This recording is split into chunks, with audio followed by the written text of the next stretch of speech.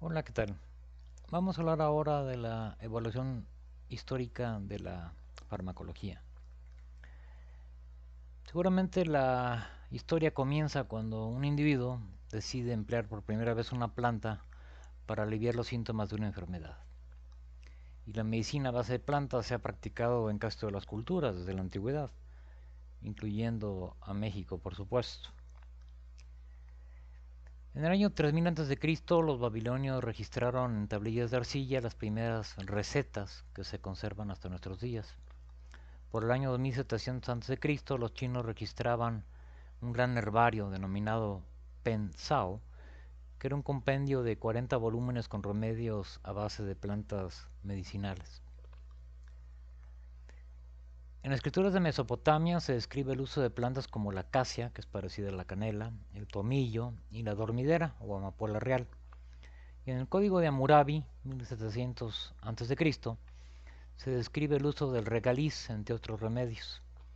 Más que el regaliz, su raíz se conoce como edulcorante y también para tratar algunos síntomas como los cólicos.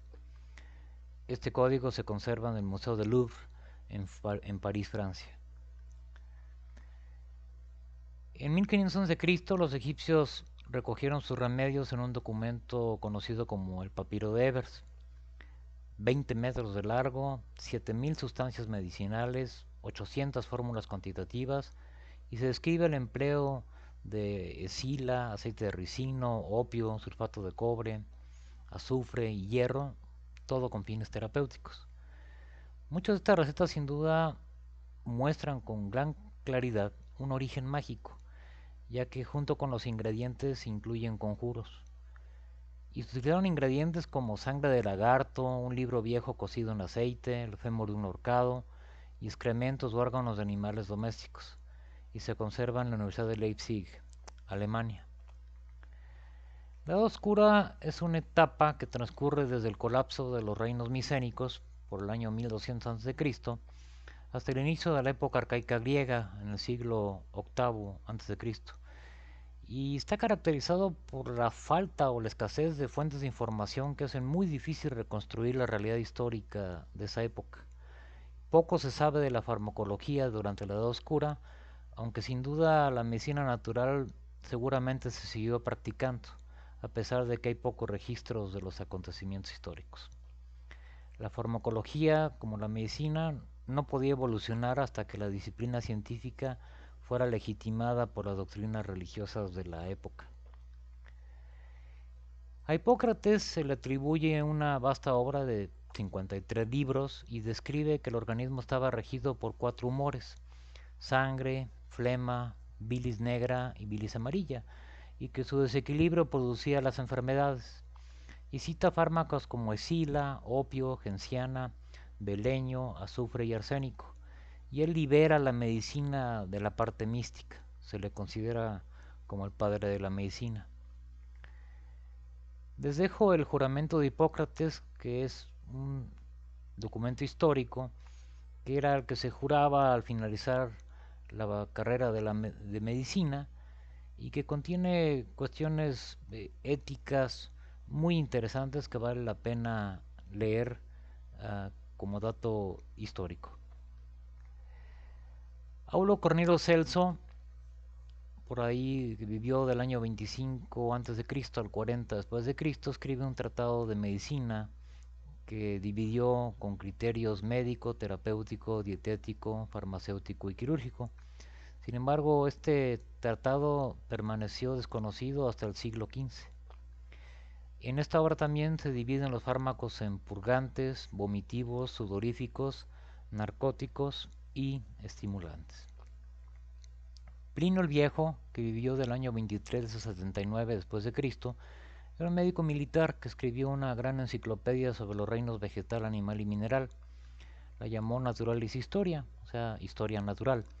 Se compone de 37 libros y en ellos habla de botánica, medicina vegetal, medicina animal, es decir, lo que podía obtenerse como medios útiles de los animales y las plantas.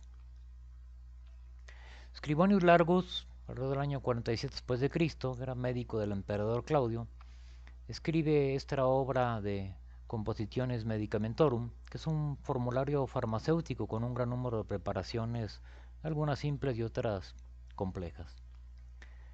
Pedanio Discórides, del año 40 al 90 después de Cristo, se conoce como el padre de la farmacognosia, que es la ciencia que estudia las drogas y los principios activos de origen natural, o sea, vegetal, microbiano, incluyendo hongos y bacterias, y animal.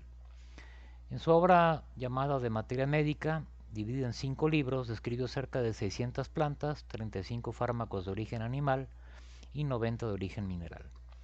Por primera vez clasifica a estos fármacos por compuestos y no por enfermedades. Y desarrolló un método científico de observación y clasificación de fármacos, probándolos clínicamente y agrupándolos precisamente por la semejanza de acciones.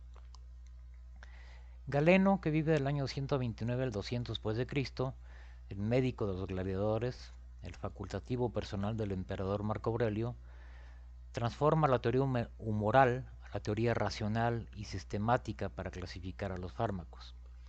Él dice que son simples, complejos y de acción propia, y los basa en 4 cualidades: seco, húmedo, caliente y frío.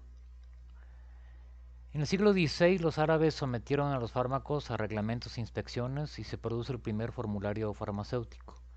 En el siglo XIII se expanden en Europa las farmacias para la elaboración y la venta de fármacos. Y en 1498, en Florencia, Italia, se publica el Nuovo Receptario, la primera farmacopea oficial de Europa y la primera compilación impresa de preparados medicinales.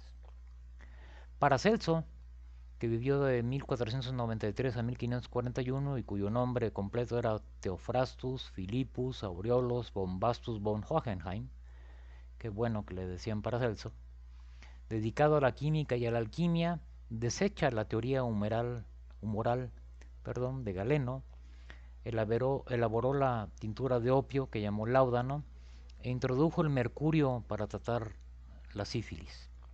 Y eso es algo muy importante, que todas las cosas son venenosas, es únicamente la dosis lo que establece la diferencia. Entonces en el veneno está la dosis. William Harvey publica estudios sobre la circulación de la sangre y abre todo un nuevo camino para la administración endovenosa de los fármacos e inicia el estudio científico de la acción de los fármacos. Samuel Dale, en 1693, escribe la primera referencia registrada de la palabra farmacología. En esta obra llamada Farmacología Semanoductio ad Materiam Medicum. Antes de esta fecha, el estudio de las plantas medicinales se denominaba materia médica. Siglo XVI en México, pues a la llegada de los españoles se encuentran por supuesto con jardines botánicos de plantas medicinales en Tenochtitlán, Azcapotzalco, Texcoco, Huastepec, entre otros. Y el uso de las plantas medicinales se describe en la obra Historia General de las Cosas de Nueva España, escrita por Fray Bernardino de Sahagún. Mismo México, en 1552, escribe Libellus de Medicinalibus Indorum Herbis, por Martín de la Cruz y Juan Badiano, y obviamente contiene descripciones de plantas mexicanas y de sus usos medicinales. Aparecieron más libros y publicaciones, y el conocimiento se extiende a toda Europa. Siglos XVII y XVIII, François Magendie y Claude Bernard describen que el punto de acción de los fármacos se encuentra en una estructura específica del organismo y desarrollan medios para descubrir lo que hacen exactamente los fármacos. Introducen el empleo de esos fármacos como verdaderas herramientas terapéuticas y perfeccionan los métodos y técnicas para experimentos en animales. Por ejemplo, en 1806 se separa la morfina del opio gracias a Frederick Serturner, y Magendie en 1821 publica un formulario médico de sustancias puras. Siglo XVII en México, en 1888 se establece el Instituto Médico Nacional de México. Su propósito era estudiar la flora, fauna, geografía, climatología de nuestro país en aquellos aspectos que tuvieran que ver con la salud y la medicina. Por supuesto, de ahí se desprendieron publicaciones periódicas, monografías y obras, y se le asigna el pabellón 12 del Hospital General, donde se realizaron observaciones clínicas de los efectos de las plantas medicinales mexicanas. La farmacología moderna se considera que despunta a principios del siglo XIX. Los químicos lograban extraer sustancias específicas de mezclas complejas, lo que les permitió aislar diversos principios activos como la morfina, colchicina, curare, cocaína y otras sustancias farmacológicas de origen natural. Pudieron entonces estudiar sus efectos en animales de forma más precisa, empleando cantidades determinadas, o sea, tratando de establecer cuáles dosis eran seguras. De hecho, algunos de estos primeros investigadores se usaron a sí mismos como sujetos experimentales. La farmacología independiente nace oficialmente cuando Rudolf Buchheim funda el primer instituto de farmacología en la Universidad de Dorpat en Estonia en 1847. Y aparte de escribir los efectos, se enfocó en explicar las propiedades químicas de los fármacos. John Jacob Abel, padre de la farmacología estadounidense, gracias a sus múltiples contribuciones en el campo, pero fundó el primer departamento de farmacología en Estados Unidos, en la Universidad de Michigan, en 1890, además de fundar el Journal of Pharmacology and Experimental Therapeutics, que se publica desde 1909 hasta la actualidad. En el siglo XX, al ritmo al que cambiaban todas las áreas de la medicina, pues la farmacología también aumentó de forma exponencial. Los fármacos pueden sintetizarse en el laboratorio y probar cientos de ellos en un periodo de tiempo relativamente corto. Se logra comprender cómo actúan los fármacos, se identifica su mecanismo de acción a nivel molecular. Algunos otros eventos importantes: en 1911 se descubre el salvarsan, el arsénico que salva, para el tratamiento de la sífilis, para desplazar al mercurio, y lo hizo Paul Ehrlich. En 1912 se describe el término vitamina por Casimir Funk. Se descubre la insulina en 1922 por Banting, Best, Collip y MacLeod. En 1928 se descubre la penicilina por Alexander Fleming. En 1932 surge el prontisol o la sulfanilamida, la primera sulfa. Estamos en pleno desarrollo de la biotecnología, de los anticuerpos monoclonales como armas de lucha para el cáncer, inmunodeficiencia y otras enfermedades. La ingeniería genética utilizando la tecnología del ADN recombinante, que logra en poco tiempo la síntesis o replicación de numerosas copias de una sustancia en cantidades elevadas.